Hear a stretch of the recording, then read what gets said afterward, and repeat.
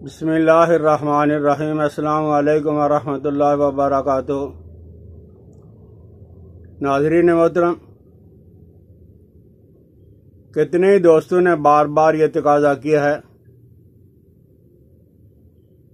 کہ ہمارے کانوں میں سیٹیاں بجتی ہیں، کان بجتے ہیں، کانوں سے آواز آتی ہے۔ یہ کانوں کے اندر صرف تیل ڈالنے سے مسئلہ حل نہیں ہوگا،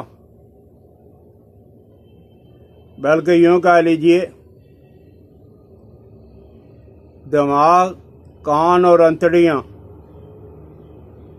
یہ تینوں کا علاج کیا جائے گا، تب جا کے کانوں کا مسئلہ حل ہوگا۔ کانوں کے اندر اگر سنائی کم دیتا ہے اور اسی طرح سوزش ہے اور ثقل سماعت یعنی سننا، یہ سارا کا سارا گرمی اور خشکی کی وجہ سے ہوتا ہے۔ تو آج میں ایک ایسا نسخہ، ایک ایسا فارمولہ انشاءاللہ العزیز دماغ سے لے کے پاؤں تک کوئی آدمی اگر استعمال کرے گا تو اسے سکون آ جائے گا اندرونی طور پر۔ یعنی دماغ کا مسئلہ، کانوں کا مسئلہ، معدے کا مسئلہ، انتڑیوں کا مسئلہ، یہ سارا کا سارا دور ہو جائے گا اور مشکل کوئی کام نہیں ہے۔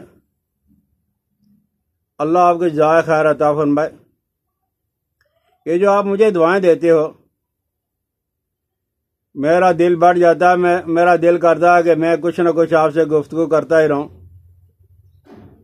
تو آپ کو یہ کرنا ہوگا کہ ست ملٹھی رب و سوس، بھائی یہ پنساری سے مل جاتا ہے، ہر جگہ پہ مل جاتا ہے۔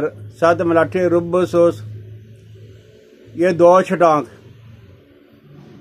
اور کالی مرچ فلفل سیاہ آدھی چھٹانک، اور سونف جس کو بادیاں کہا جاتا ہے، یہ 2 چھٹانک، اور بادام جو وہ چھیل کے، اگر چھیل نہیں سکتے ویسے ہی کوٹ لیں، جو چھلکا ان میں سے اتر سکتا ہے اس کو اتار لیں۔ تو آپ کے پاس 7 ملاٹھی ہو گیا، فلفل سیاہ ہو گئی یعنی کالی مرچ، اور بادیاں سونف ہو گیا، اور بادام ہو گیا۔ بادام آپ کے پاس 1 پاؤ ہیں، اور سونف 2 چھٹانک، اور فلفل سیاہ کالی مرچ آدھی چھٹانک، اور 7 ملٹھی رب و سوس، یہ آپ کے پاس جب وہ 2 چھٹانک ہیں۔ اب آپ ایسا کریں کہ ان ساری چیزوں کو الگ الگ باریک کوٹ کے مکس کر کے رکھ لیں، بس آپ کا مسئلہ حل ہو جائے گا۔ نیم گرم پانی کے ساتھ، دودھ کے ساتھ، دودھ میں شہد ڈال کے، پانی میں شہد ڈال کے، شہد کتنا ڈالیں جتنی آپ کی مرضی، 1 چمچ ڈال لیں، 2 چمچ ڈال لیں۔ شہد نہیں ڈالتے گڑ ڈال لیں، شکر ڈال لیں، گڑ شکر نہیں ڈالتے ویسے پانی کے ساتھ لے لیں۔ تو اس سے آپ کا ہوگا کیا، بعض بیماریاں ایسی ہیں وہ انتڑیوں کے ریاح کی وجہ سے، دماغی کمزوری بھی، ثقل سماعت، کانوں کا بجنا اور کم سننا، یہ آنتوں کی ریاح کی وجہ سے، آنتوں کے اندر ریاح رک جاتی ہے، اور آنتوں کے اندر تبخیر بھی ہوتی ہے۔ جیسے معدے کے اندر تبخیر ہوتی ہے، آدمی بے چین ہو جاتا ہے، ایسے انتڑیوں کے اندر بھی تبخیر ہوتی ہے، اور بعض اوقات انتڑیوں کے اندر زخم بھی ہو جاتا ہے۔ تو یہ زخموں کے لیے، تبخیر کے لیے اور ریاح کے لیے، یعنی انتڑیوں کی تبخیر ہے اور زخم ہے اور یا وہ ریاح ہے، یہ سارے کا سارا جو بیماریاں جو ہیں ان کے علاج کے لیے یہ چیزیں آپ کے پاس موجود ہیں۔ آپ 3 ماشا سے لے کے 1 تولہ تک، چھوٹی چمچ سے لے کے بڑے چمچ تک آپ استعمال کر سکتے ہو۔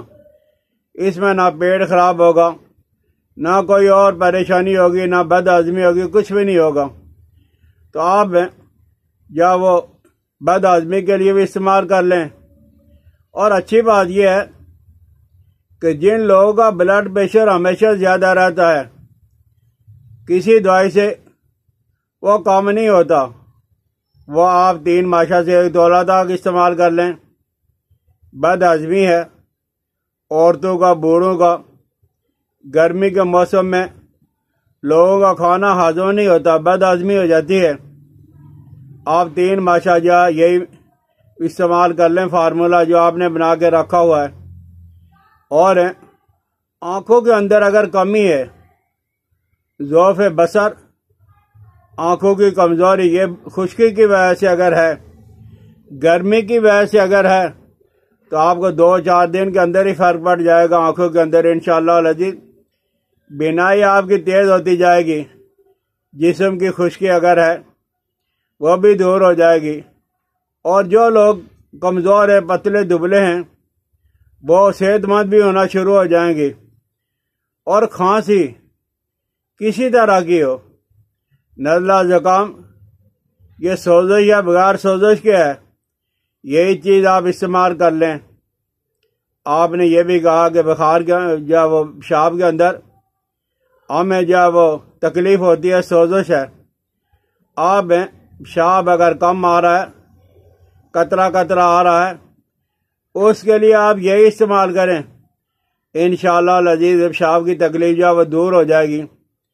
اور پیچس اگر ہیں وہ بھی دور ہو جائیں گے۔ اور پیٹ کے اندر اگر سدے ہیں، گرم خشک اغذیہ کا استعمال، گرم خشک میڈیسن کا استعمال کر کر کے پیٹ کے اندر سدے ہیں، وہ سدے بھی خارج ہو جائیں گے۔ لیکن سدے خارج کرنے کے لیے آپ نے نیم گرم پانی یا نیم گرم دودھ کے ساتھ استعمال کرنا ہے۔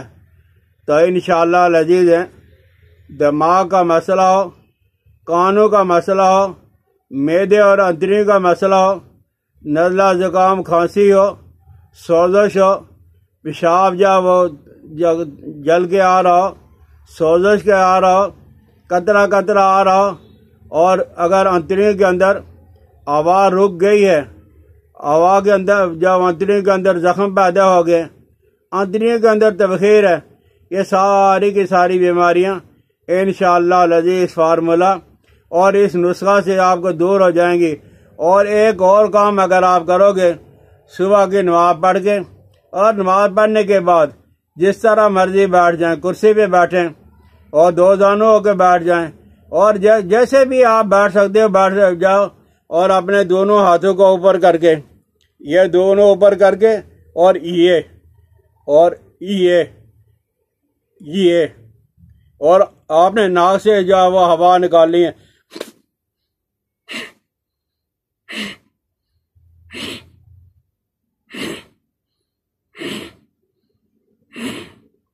یہ تبخیر، گیس، قبض، یہ تو الگ بات ہے، بلکہ معمولی سی بات ہے۔ جسم کے اندر اگر کہیں بھی کوئی گلٹی ہوگی اور اگر کسی جگہ پہ کوئی رکاوٹ ہوگی، وہ بھی دور ہو جائے گی۔ سمجھ آ جائے تو شیئر کرنا، سبسکرائب بھی کریں، بیل آئیکن کو دبا دیا کریں۔ حکیم الیاس عبدالی کو جو اپنی دعا میں یاد رکھنا۔ السلام علیکم ورحمۃ اللہ وبرکاتہ۔